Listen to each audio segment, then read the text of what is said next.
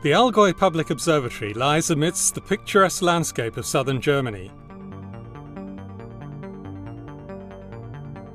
As night falls, a team of scientists and engineers prepares to field test a very cool piece of technology, a laser guide star unit, which will soon be on its way to ESO's Paranal Observatory.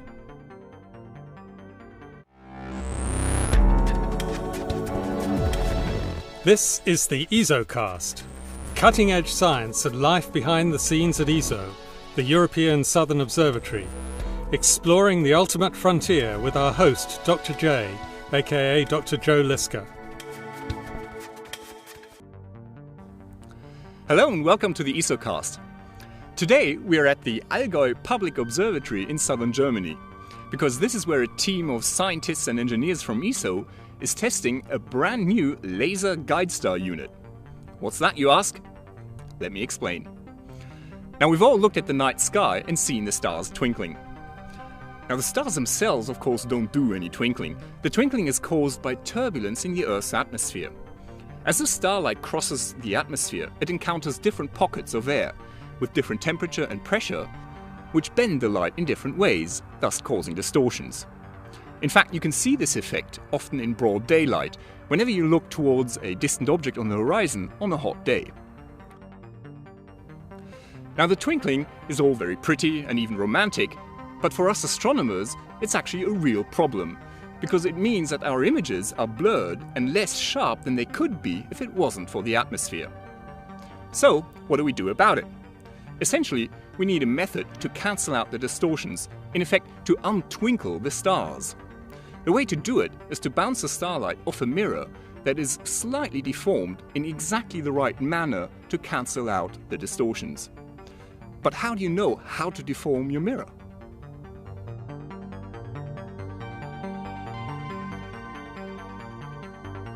As ESO's very large telescope observes the sky, a specialized computer can pick a bright star and constantly monitor how it twinkles, deducing the atmospheric conditions above the telescope many hundreds of times a second.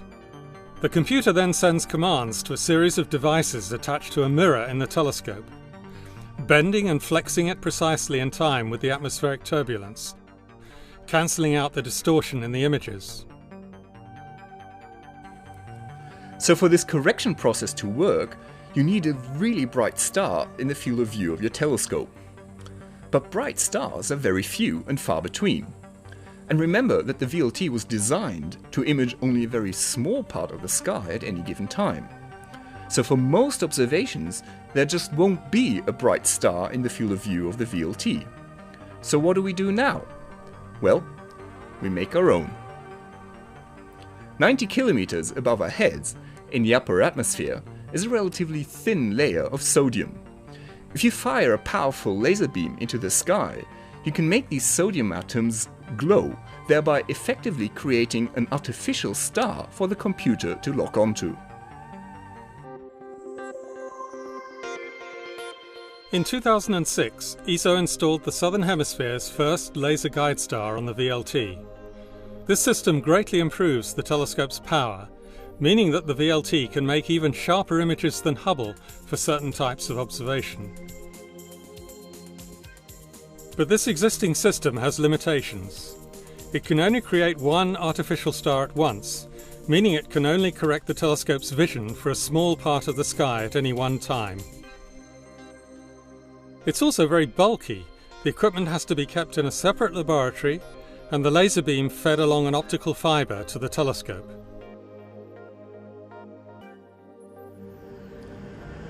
Based on the experience obtained with this first system, ESO engineers have been working to build a much improved, new laser guide star unit. So, Domenico, this is it. This is the laser. It's incredibly small. It fits on the back of this small telescope. That's amazing.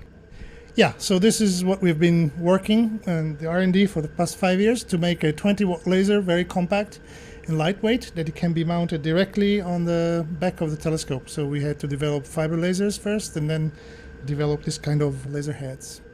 So you've just said it, it's a 20-watt laser. That's quite a bit of power, isn't it? Yeah, this is the power we'll need actually for the next generation laser guide star systems, and Right now, for example, in Paranal, we have about 5 watt in the sky, so this is quite a jump in power. Is the laser beam that comes out at the end of this telescope, is it dangerous? What happens if I put my hand into it? If you put your hand, you will feel warm, but you don't have to look into the beam. Okay, so it won't burn my hand, but what about airplanes? Is it dangerous for them?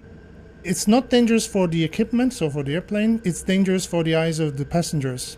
And this laser is above the maximum permitted exposure, so we have to avoid that planes cross the beam. In fact, here where we are now, we have obtained a no-fly zone for above us, so we don't have a risk to hit a plane.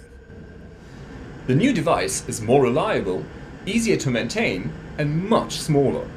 In fact, as we've just seen, the whole unit fits into one small package, which is easy to mount on a launch telescope.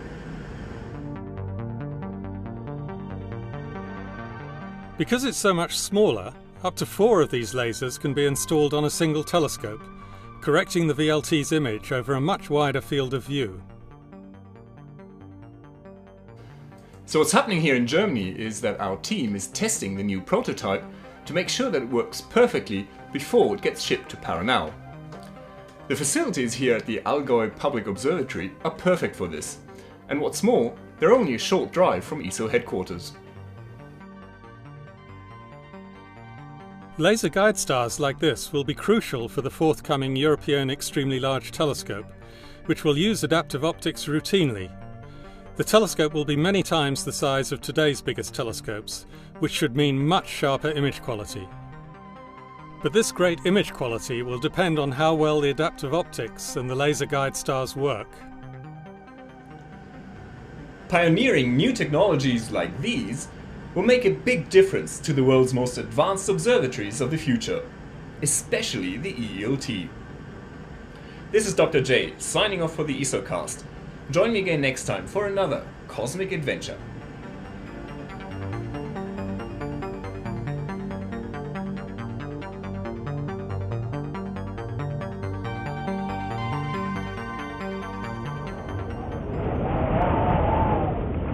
While we were filming this episode, we got a stark reminder of why ESO's telescopes are located on the mountaintops of northern Chile and not here in the hills of southern Germany. Thankfully, storms like this are not something you ever see at Paranal.